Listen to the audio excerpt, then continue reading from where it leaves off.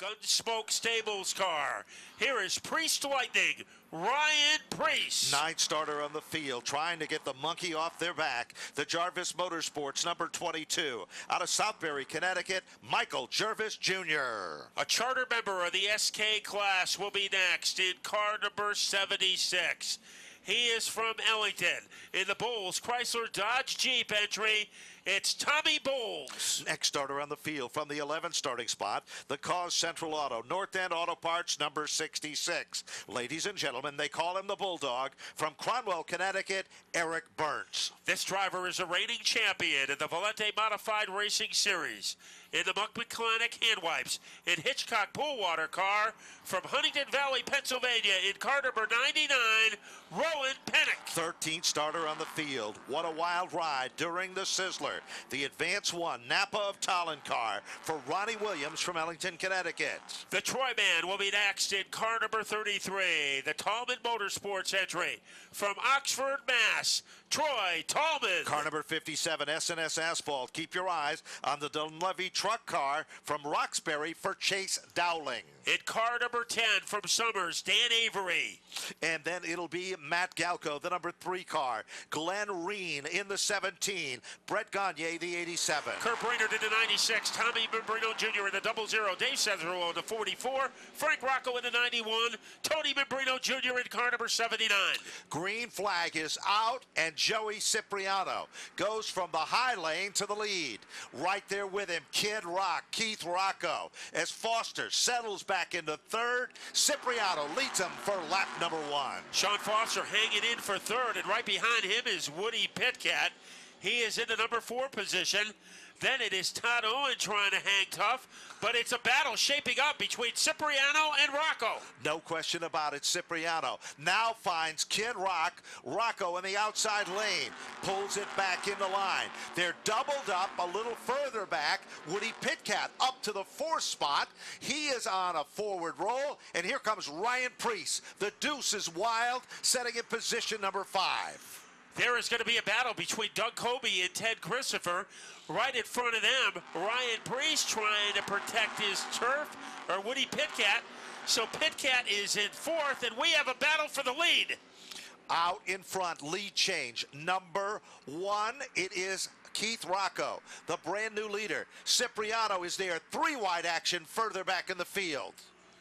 So we have trouble in turn 2, and we have a yellow, as their car is pointed toward the infield. And that is Tommy Membrino bringing out the first yellow of the race on lap number 3. So the caution comes out 3 laps in. Well, I think these guys came to play tonight, Ben. That was a pretty frantic pace for the first 3 laps. It certainly was, and it looks like the scoreboard, if it is correct, is Joey Cipriano is back into the lead. Let's go back down to Tony Sutton. Well, the man on the mission is Doug Colby. I talked to him earlier in the paddock area, and he said, I can smell victory lane. We have the car to do it. We know we can run 40 laps with these guys and really, really compete. He's just got to get around those cars in front of him, and everybody that is in front of him has the same thought. But Doug Colby, a man on a mission tonight.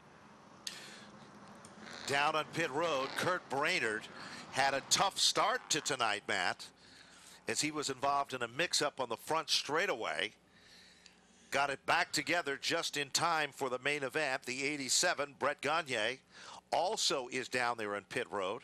You know, you got to give Kurt Brainerd a lot of credit. He has not missed a race since the 90s. And with the damage on that car, I had my doubts if they would get it ready for the feature, but they did. And he is out here. The streak is alive for one more race, and you got to give him and his crew all the credit because they would not quit.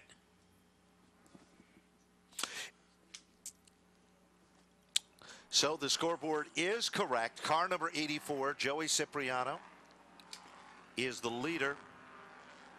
And remember, a completed lap at Stafford, half of the cars have to cross the start-finish line in order for it to be a completed lap. Woody Pitcat said earlier in the pit area, things are starting to gel for him in this brand new team. Sean Foster had a tough start a week ago in the short track racer car. Keith Rocco turned the fastest lap in the first three, 19.707. Green flag is back out, and Rocco does not come up to speed at first on the start, Matt. And that gives a little bit of an advantage to Sean Foster. Also moving up is Ryan Preece on the inside.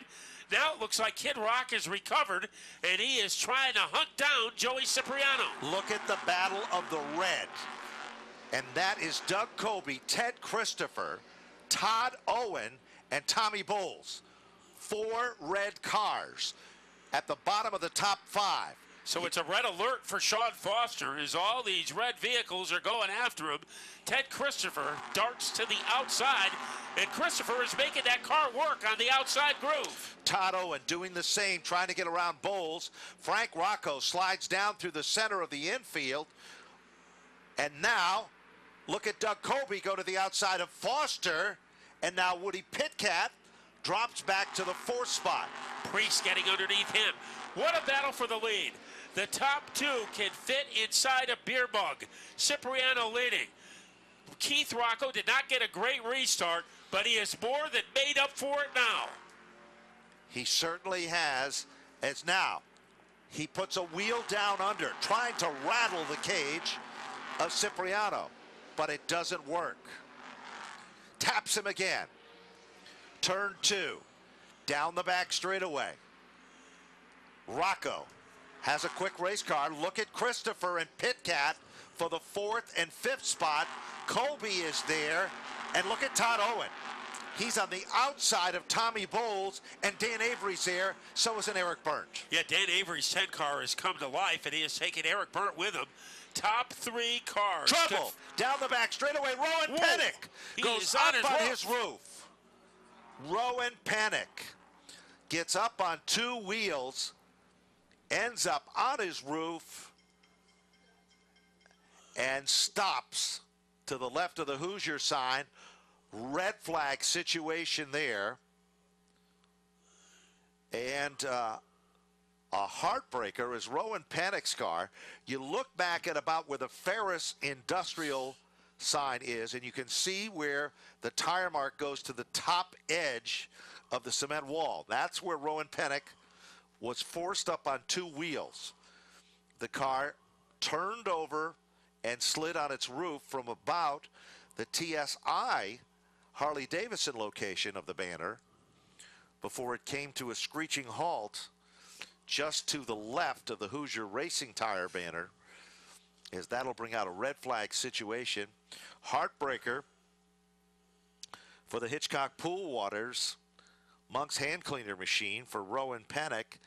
Kelly Iverson, of course, the owner of that race car.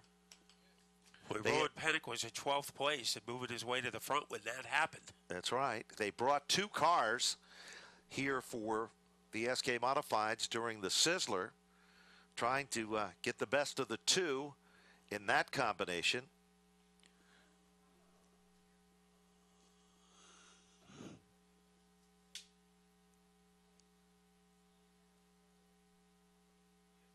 And we are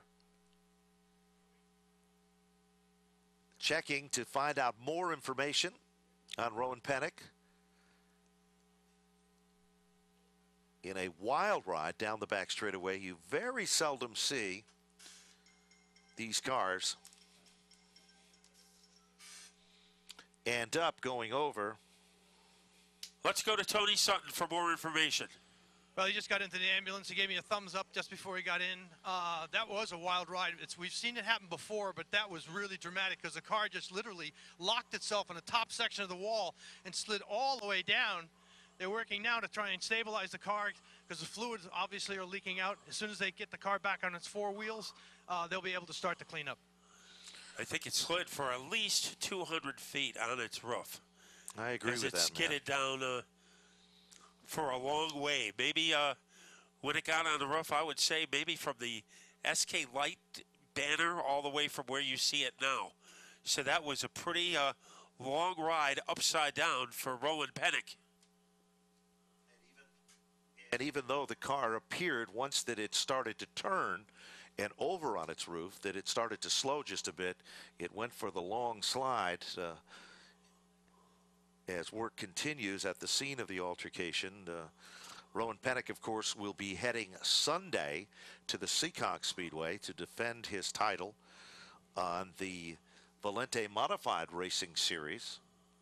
Had a good run also during the Spring Sizzler. Yeah, he did, and he led a lot of laps on the opening icebreaker, only to run into car trouble with about 50 laps to go in that race. So a lot of work went on during this past week.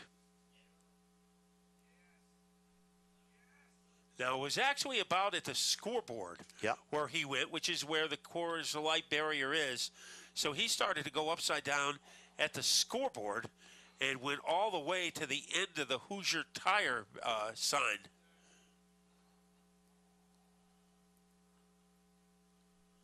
So that was a pretty amazing slide.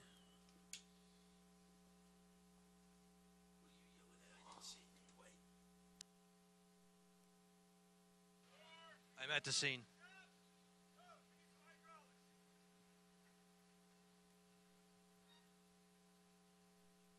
You can throw it down to me. Let's hit it to Tony Sutton. Well, they're really taking their time trying to set this car back on its wheels. Yeah. They're taking it very slowly, pulling the wrecker just a little bit forward in order to get it to balance on the rims before they bring it down to the other side, and being very, very careful. They don't want to do any more damage to this. A lot of fluid on the racetrack, but already the absorbent is down, and the crews are working as quickly as possible without causing any more injury or any more damage to the equipment. Everyone helping out here. Well, it's up on the rims right now. Well, I'll send it back upstairs because this is going to take a couple of minutes, and obviously under a red flag situation, no work's being done on the cars, but there's still a lot of information.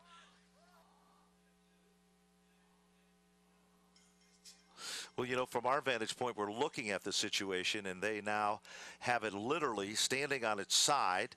As you look across the racetrack, and they are very gingerly putting it back on its wheels, is now the Boy, car. that is a very efficient operation. Yes, it is. As it just is about ready to go back on its wheels.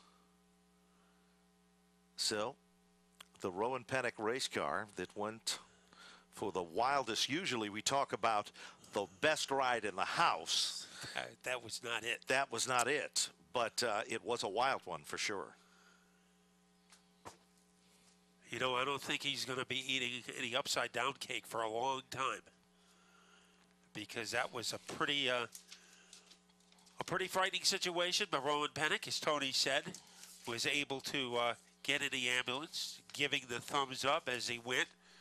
And Rowan Penck, one of the busiest drivers in the Northeast, competing not only on a weekly basis at Stafford, but also on 2 tours.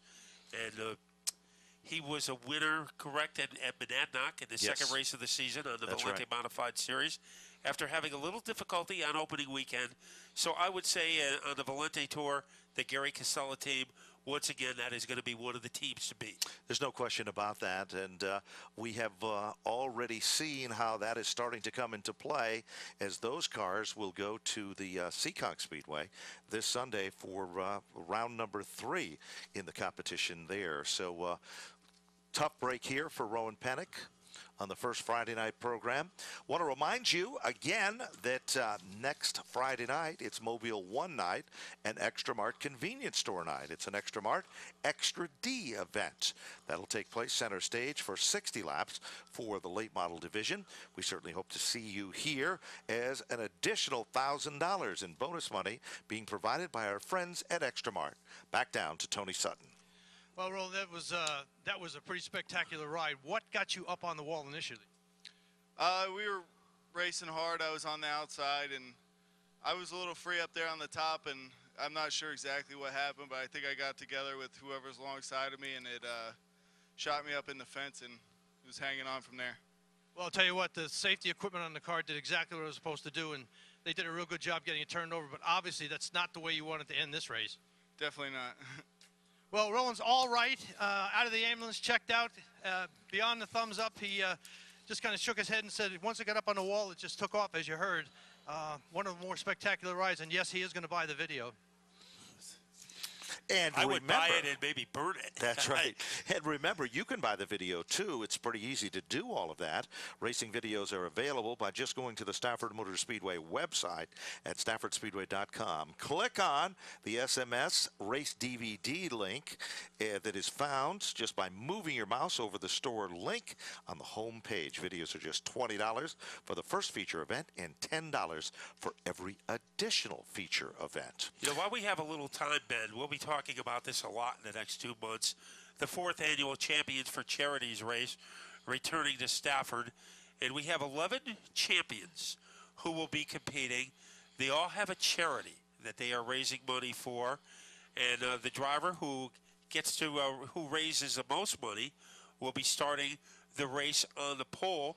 The Champions for Charities event will take place on Stafford's Mini Mile, and those drivers will be in senior outlaw carts provided by Wild Thing Carts. We see yellow flag back out, so the drivers will be able to move and work on their cars. So get a copy of the program or look online and look at what your favorite driver, who they are representing, and support your favorite driver.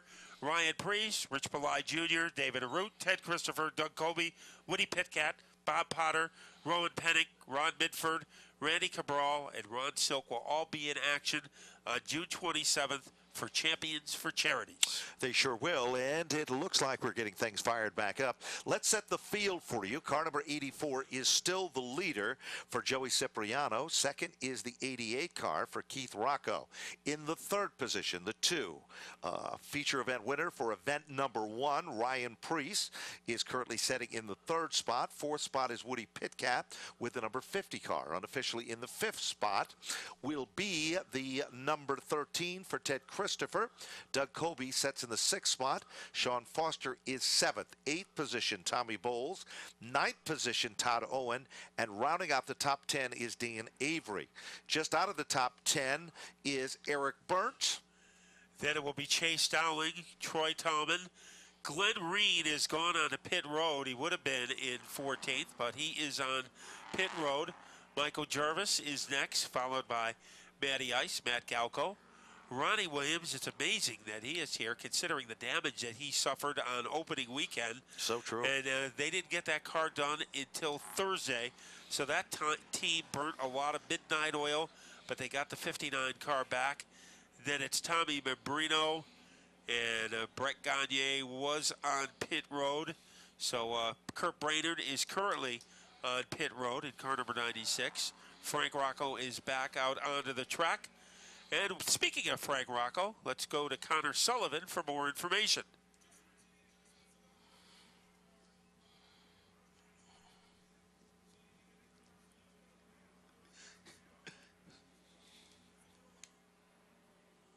Ben, we've seen him do it before. We certainly have, and we've got a lot of time left to get the job done. 32 circuits remaining in the competition as the field now doubles up, and we are ready to get them fired up. Kurt Brainerd comes back out. Glenn Reen, they've made an adjustment on that car, drop it down from the jack, and it'll return to the rear of the field. Lights are off on the safety vehicle at the point. You know what that means, Mats? We're moments away from going back to green. If you're a betting individual, place your bets now. There's no odds-on favorite in this one. As you look back through the top 15, you'll see it's a long way from over with yet. And Keith Rocco did not get a good restart on the last occasion. Let's see if he can improve.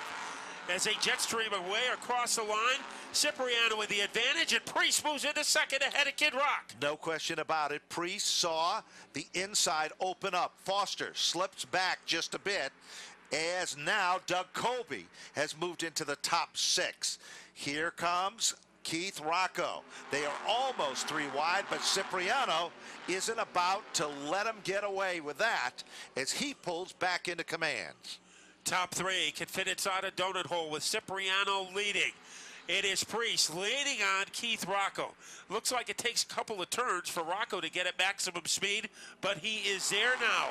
Ryan Priest has turned in the fastest laps of this race, but he loses second to Rocco. No question about it. Rocco gets on the binders just a bit, then back on the throttle. He moves back into second. Christopher is a mover and shaker tonight. Car number 13's up to the top four. They touch. They quiver as they come back to the line, and Cipriano takes advantage of that.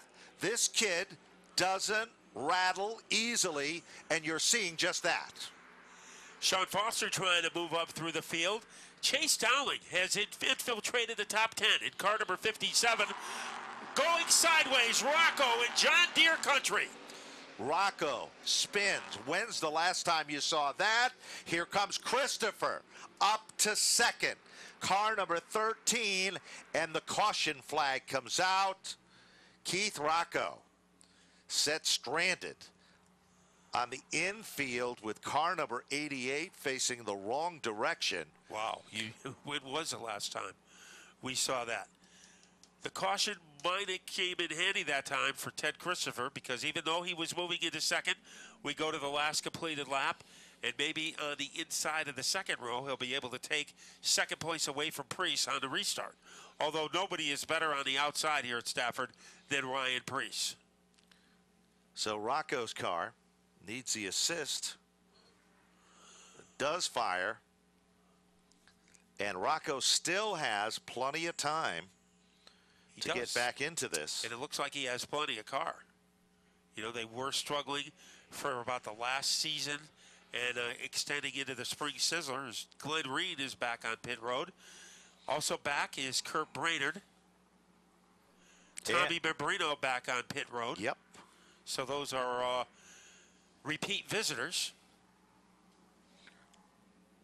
Boy, Ted Christopher looks very competitive, very frisky in car number 13, doesn't he? He really does. Like days of old, during the Sizzler, he was involved early in the event, got bounced around. Let's go back down to see what Connor has to say about Glenn Reen in car 17. Yep, they got the 17 down on pit roads, but fighting a bit of a loose condition out there, so they're taking a look at the back, trying to make some adjustments to the rear of the car and again, going fast again and try to challenge in these final few laps. Well, we have 28 laps remaining, so there's plenty of ample opportunity for Kid Rock, if that car is healthy enough, to bob and weave his way back through the field. What a second row. Well, you have Joey Cipriano and Ryan Priest in front. Remember one of the best races of last season when Joey Cipriano battled with Dan Avery side by side for a long time, and Dan Avery was able to pull out the win. Well, now it's Cipriano against Priest, and in the second row, Ted Christopher against Doug Colby. And those two guys have had issues in the past, so a pretty good rivalry existing in that second row. Let's see what's going to happen. We are about ready to fire them back up. Cipriano, even though he is young, he is mature, and he is a scrapper. And now the battle is on. Joey Cipriano still holding on. Look at Priest. Giddy up on the outside. Here comes Colby and that battle of red that we were talking about with Christopher. Top 15 cars paired off in rows of two. So they blowtorch their way into the second quarter. They are dead even. Two cars Velcro together. Trouble in turn one. Trouble As we in saw turn a car one. crow hop over, I believe, Brainerd, and there is a mess in turn one. Car number 33. Troy Tolman is involved. Brainerd. And Tommy Membrino was also in there, and it looked like somebody pogo-sticked right over the 96 of Kurt Brainerd. Troy Talman is okay. And the car that did that might be the 59 of Ronnie Williams, because he immediately goes on to pit road. So a tough break for Troy Talman. Boy, we have and the seen Brainerd machine. Yes, we have. We have seen more cars airborne, I think, tonight than we did all of last season. I think you're right, Matt.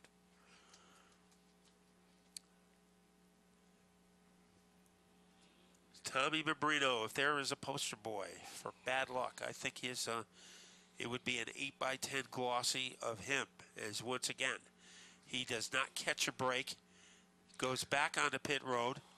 Troy Talman out of his race car, heading to be checked over. He is okay. The Talman machine. A lot of speedy dry underneath that race car. The Jervis car is down on pit road. They broke a rod in the engine last week. They couldn't believe it, just a malfunction of a part. And just wanted to have a good finish tonight to shake the monkey off their back.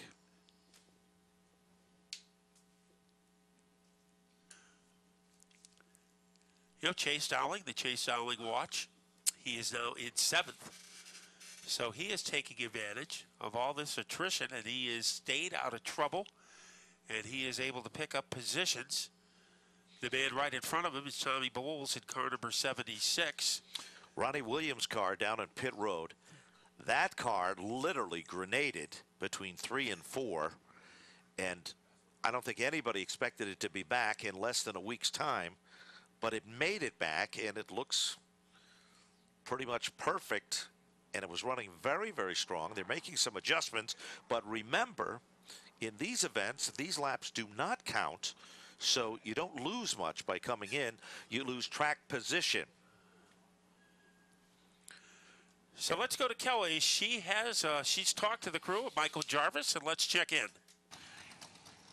Hello, I'm here in the pit where Michael Jarvis sits. They're checking the circumference of the tire to fix the stagger. Now they're checking the toe. Now they're checking the Toe. The toe. Thank you. So we'll see if Michael Jarvis can get back out in car number 22. Ronnie Williams is headed out to the speedway.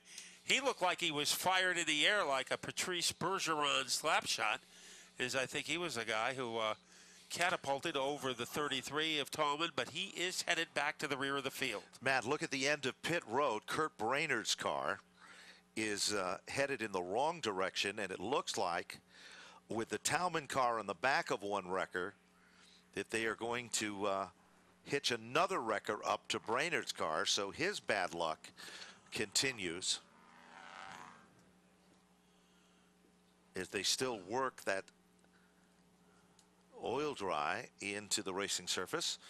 Now we'll go down to Connor Sullivan with Troy Talman. It's like a wild ride out there, a little bit of fire to boot as well. What happened from your perspective? Well, we were just riding, wait till the end of the race, trying to avoid all the wrecks there, trying to stay in the bottom. You know, I thought it was clear there. I don't know what happened. I'll have to check the replay out, but I'm fine. The car's not fine, so I don't know. Going to Thompson. Let's go back to the tower.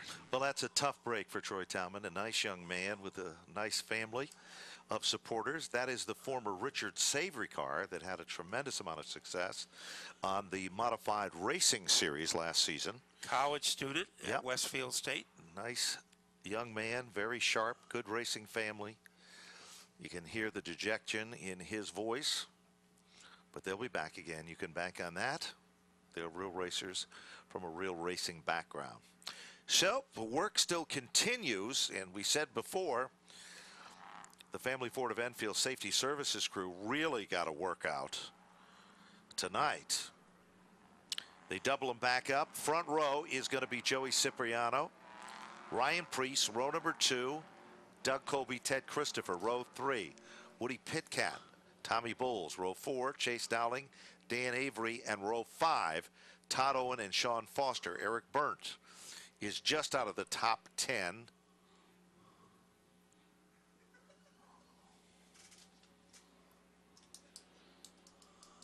Boy, it has been a tumultuous last couple of laps. But Joey Cipriano has been able to handle the pressure. What a difference, though, Ryan Preece restarting on the outside as opposed to everybody else. He seems to get grip out there that nobody else can find. He won last week. He said his car could be a lot better than what it was, so they worked on it to improve. You know, normally when you win a race in convincing fashion like Preece did, your inclination is not to touch it, to leave it alone. But his crew chief, Mike Paquette, his car chief, the Duke of Earl Pelletier, they went to work. And I think Ryan Preece has a strong car. I mean, we're still scratching the surface of this race. not even at the halfway point yet. That is so true also. Keith Rocco has now just moved out of the top 10 into the 12th spot when we were back up to green before the caution came out. So he is coming back forward. Josh Manfredo looking him over. And there is the green again. And Priest really gets a run for the money and becomes the second leader of the event. And he might have got a helping hand from Ted Christopher, who was able to push Priest into the lead. Here comes Christopher. Kobe and Bowles battling. And Dan Avery wants a piece of that battle as he tries to Tasmanian Devil his way underneath Tommy Bowles. Kobe is a man on the move. Kobe dives down low. Can't do it. Oh, Christopher is sideways. Into Car the smacks wall the wall. at a ton. That could be the Frank Rocco car number 91, which slapped the wall between turns 3 and 4. Rocco continues to have bad luck tonight. You know, it started out with just a little ripple, and by the time it got to Frank Rocco, it was a tsunami that swished him up against the barrier between turns 3 and 4.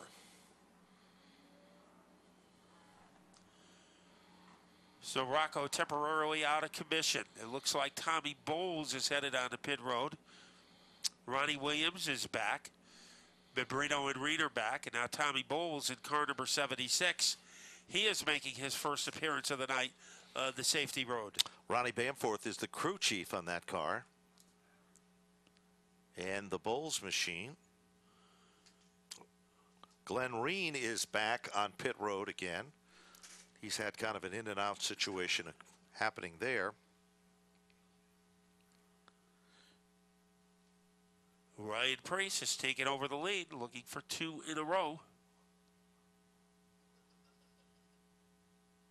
He will be at Riverhead tomorrow night, Yep. and then on Sunday, he will be raising money for charity in Long Island by being a celebrity bartender. That is correct. So I didn't know he was a mixologist, but he has mixed it up tonight with Cipriano and Christopher and Kobe. It has moved into the lead. So the Rocco machine,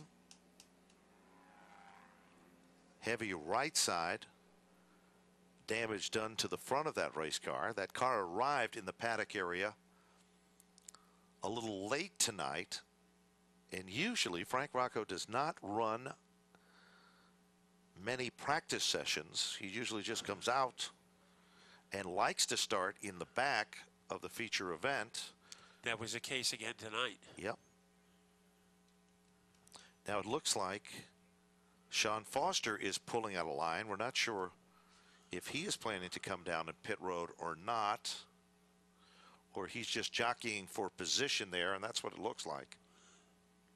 The old cat and mouse game. Avery involved in the 10. Keith Rocco right behind the Sean Foster car. So Priest is on the inside now, 15 circuits in. We've been doing this one the hard way. Yeah. You know, some guys have been steady, though. I mean, I Yep. think you'd have to say Woody Pickett's been steady. Yep. Eric Burt has been pretty steady. Todd Owen has been steady right there. Right, even Sean Foster has been with that front pack of cars. As the 91 being brought back behind the wall. One thing that Sean Foster said, he couldn't believe how fast everybody is this early in the season. We're going to see it evidenced right now on this double file restart. Back up through the gears. The green is out. Cipriani giving him a run in the outside lane. Christopher inches his way into second. Avery is there now. We haven't talked much about him. And there's Keith Rocco again coming back to the front of the class. Boy, Avery is on a tear. as he is trying to thunder his way underneath Doug Colby. That is a battle for fourth, and it looks like Avery has gotten fourth, and Colby has other ideas. Meanwhile, Rocco tries to give him a little help, and look at Sean Foster. He's got a car that works in the outside lane.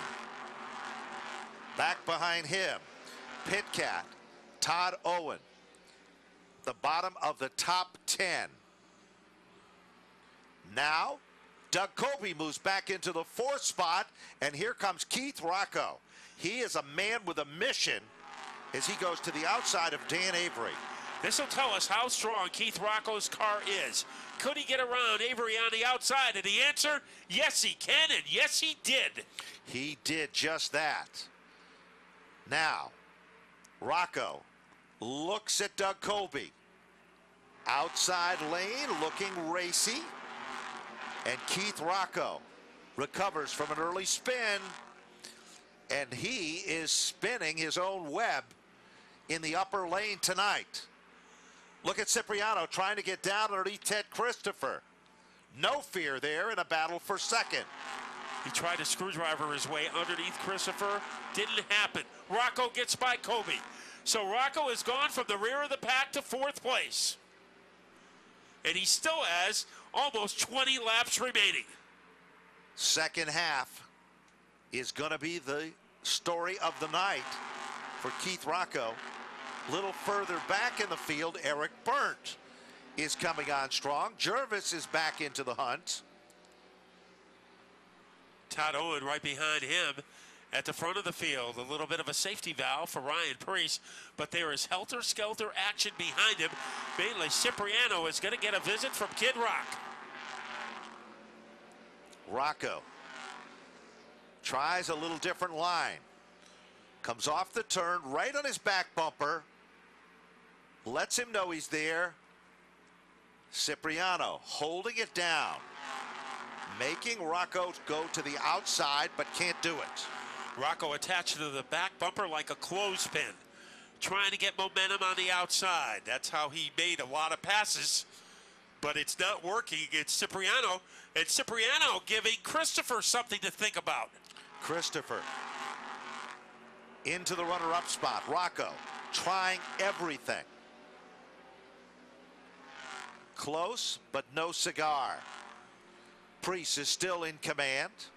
Christopher still in second. Now, Cipriano gets a tap. Rocco, they correct. They're all headed in the right direction, and we are still under green.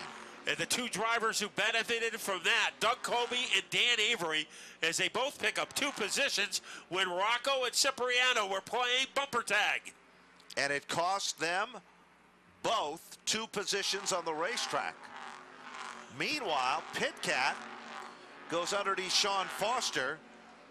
Burnt is there now, and that's a 3-car battle that is currently for the 7th, 8th, and 9th spots. Boy, Eric Burnt had some power to get by Foster. Let's see how well he does against Woody Penck. That's a very intense battle right there. Here comes Todd Owen. Owen moves down underneath Sean Foster and now starts to work over Jervis. Back up front, 27, make it 28 when they cross the stripe. Leader is still Preece going for 2. Christopher is still second. Colby is third. Avery is fourth. Rocco is fifth. Cipriano is sixth. Then they're doubled up, Matt. And here comes Eric Burnt. And the Bulldog is able to get the upper hand against Penck as they whiplash their way out of turn number 1. Eric Burnt has moved up into 7th place. Behind him, a good battle between Jervis and Todd Owen. That's taking place for the 9th and 10th spot. 10 laps to go. 10 circuits remaining. Preece in command. Christopher. Do you think Ted might be saving something for the stretch run? Because he is hanging in there. Doug Colby is there with him. So Ryan Preece, he is not on easy street. Now leading by about the length of a tractor trailer, but when Christopher is behind you, you can never relax. That's right. Eric Berndt looks to move to the inside of Joey Cipriano. And Eric Berndt now moves closer to the front of the field in the 6th spot. Boy, this is impressive work being pulled off by Eric Berndt. Look at the Berndt car come off the turn. It's a rocket. Let's see if he can get close to the battle between Dan Avery and Keith Rocco. They're currently battling for 4th and 5th. Todd Owen and Jervis are side by side. And now Owen has moved into the top 9. So Owen not giving up. The best battle on the racetrack is for 4th and 5th. Dan Avery giving some bottom real estate to Keith Rocco. Rocco can't move in, however, as Avery is protecting his turf. Here comes Rocco. Rocco saw some daylight on the inside of Avery. Avery brings it down just a half a lane, and that closes the door on Keith Rocco. The next guy to watch is Eric Berndt. You know, we wondered how long it would take Eric Berndt to catch up to the combination of Avery and Rocco. The answer, not very long, only about 4 laps. And who is the fastest car on the racetrack? Teddy Christopher, the last time by, 19.150. What does that mean? Christopher is actually catching Ryan Preece. Slow but sure. Look at Rocco. Down underneath Dan Avery. Here comes Berndt. Avery left the door open, and Berndt moved in, and now Eric Berndt into the top 5. The lead is shrinking for Preece with better than 2 laps to go. The most exciting driver in the last 20 laps has been Eric Berndt. Berndt and Avery are side by side. 2 circuits to go. Boy, this could be interesting at the front. The lead is continuing to shrivel for Preece, but the laps are running out for Ted Christopher. Clock is ticking. There's no overtime in this game. The white flag is out, and Christopher glued to the back bumper. If it's going to happen, it'll be down in turn 3. Christopher reels him in. Preece right there. Christopher nips on his heels off turn number 4. Deuce is wild. 2 in a row. Preece is the winner. Christopher in for 2nd. Colby to finish in 3rd. Keith Rocco to finish in 4th. And Eric Berndt to round out the top 5. Dan Avery holds on for 6th. Joey Cipriano in 7th. Woody Pitcat in 8th. Todd Owen in 9th. And Matt Galco rounds out our top 10. 11th is Michael Jervis. Glenn Reen to finish in 12th. Sean Foster for 13th. Ronnie Williams for 14th. And Tommy Bowles for 15th. Then it was Chase Dowling in 16th. Dave Sazarullo in 17th. Tommy Membrino 18th. Brett Gagnon in 19th. And Frank Rocco will finish 20th. In 21st, Troy Talman, Kurt Brainerd in 22nd, and Rowan Pennick after a wild ride to finish in 23rd. Was there anything that race did not have? We had a great battle at the end between Preece and Christopher. We had some great passing by Eric Berndt. We had a car on its roof. We had a car airborne. This race just about had everything you would want to see. And Ryan Preece is batting 1,000, 2 for 2. Ted Christopher in 2nd, and Doug Colby, who was around the front. He just didn't have what Christopher and Preece did tonight. You had to be impressed. I mean, I thought Ryan Preece was going to run away with it like he did on Sizzler Sunday. Ted Christopher did not allow that to happen. He brought his A game here tonight, and he showed that we're going to see a lot of great racing in 2014. Friday night style, there is no question about that. And remember, we want to see you all back here again next Friday night as the action continues. 60 laps for the late models next week. Extra distance. So, in just a moment, we'll be turning things down to Napa Auto Parts Victory Lane, where a very happy Ryan Preece is there with Ted Christopher and Doug Colby, stars of the Whelen Modified Tour. Tonight, they're stars of the SK Modifieds. Trackside. Well, our winner just went down to congratulate Ted Christopher. Well, I'll tell you what, that was an interesting race to say the least. I mean, there wasn't too much that was involved in that race that we didn't see tonight. Yeah, it was interesting. You know, I got to thank Teddy. He helped me get by the 84 on that restart, getting a big run into one, and then we were able to clear him. And I can't thank Mike Paquette with CD Chassis. He's giving me a great car every week. Earl Pelletier in the shop, working his butt off. I know his girlfriend, she would love to see him at the house more, but I'm going to hold him at the shop hostage. But I can't thank Sullivan and Sons Entertainment, JG Pool and Drywall with this Pettit motor. You know, it's great. J&O Auto, Napa of Canton. Remember to support your local Napa Auto Supply store. And Monk Cleaners, JG Pool and Drywall, Sullivan and Sons. Man, I'm just out of, that was a hard one, East-West Marine. That was, you know, one more lap, and I think, I don't know if I had a tire going down or something, but it just started to get really, really tight. So I'm happy to be able to hold on to that one, and Waddell Communications, Racing Electronics, Sunoco Race Fuels, Hoosier Race Tire, everybody involved to get us here, and Steve Greer, you know, thanks for letting me drive this awesome car. Ryan Priest, a great drive, a great finish. Boy, it's going to be a wild 2014. Congratulations. Thank you, and also Call Before You Dig and DACO for being contingency sponsors. Thank you very much, and obviously the Roots and all the fans for coming out tonight.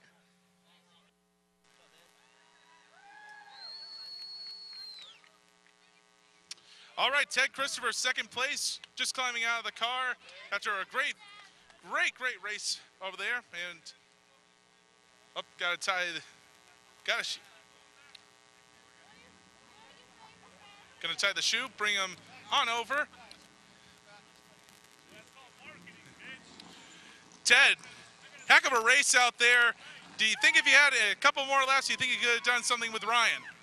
We were coming at the end, but, you know, catching somebody, then passing somebody, two different things. I really got to thank my crew and everybody, Michael Sullivan, everybody works on it. I want to thank Bob Phil, who's helped us a lot with this car this year, and it's getting better and better each week. Mike Pettit for the engines, Long Island Truck Parts, who came on this week as a sponsor for the year, and Eagle Fence and Guardrail, JV3 Construction, and Craig at Shreg Trucking. Thank you. All right, that's the word from Ted Christopher. Second place, Ron. Great race up at the front as we bring in Doug Kobe. You had an interesting night out there, to say the least, as you went to the front, to the back, to the front a couple of times, but finally settling for third place. Yeah, it was just a matter of the restart lines. The outside was certainly the place to be, and you know, we worked on this car all week to try to make it better after being not so happy with it last Sunday, and really happy for Glenn Johnson to grab a third place finish here. I want to thank Pettit Racing Engines. We've got a great horsepower this year. I'm really thrilled with what we have. Magnus Racing Products, Morrison Johnson Automotive, New England Chrome, all the guys on my team, you know, they call them the AARP crew because I think the youngest guys in their 50s, and you know, these guys work so hard every week, and I'm really happy that we're in one piece and in third. Youth and Experience gets Doug Kobe a podium finish tonight, and that is it from Napa Victory Lane here in the SK Modifieds. Let's send it back to the tower.